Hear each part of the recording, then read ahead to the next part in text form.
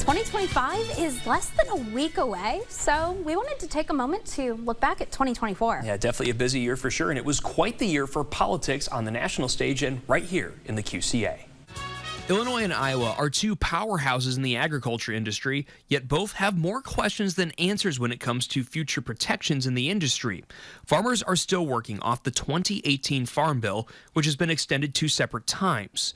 The bill gets national attention because food stamps are tied to it, but farmers continue to ask for a new bill to cement crop insurance and trade agreements.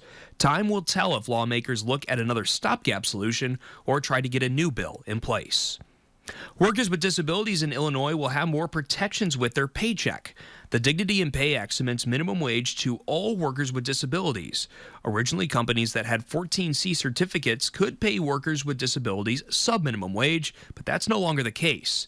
Advocates say it's a big one for equality, but opponents to the change fear it could put some of these companies out of business, taking away opportunities from these workers. The change will be subsidized by state funding for the next couple years.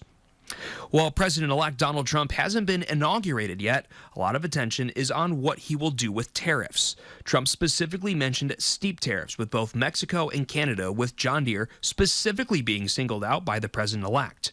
John Deere moved some of its production to Mexico in addition to laying off hundreds of workers. Trump said he would impose a 200% tariff on any products Deere would try to transfer between Mexico and the U.S.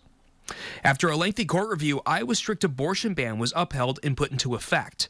The final ruling came down in late July and bans all abortions after 6 weeks, though there are limited exceptions for rape, incest, and pregnancies that endanger the life of the mother.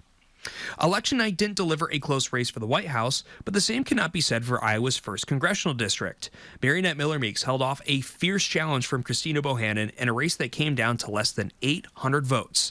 It's the second time Miller Meeks has had an election come down to a recount, but her victory solidified Iowa's continued lean towards Republicans, with all 4 congressional districts going to Republicans, helping solidify the Republicans' slim majority in the House of Representatives.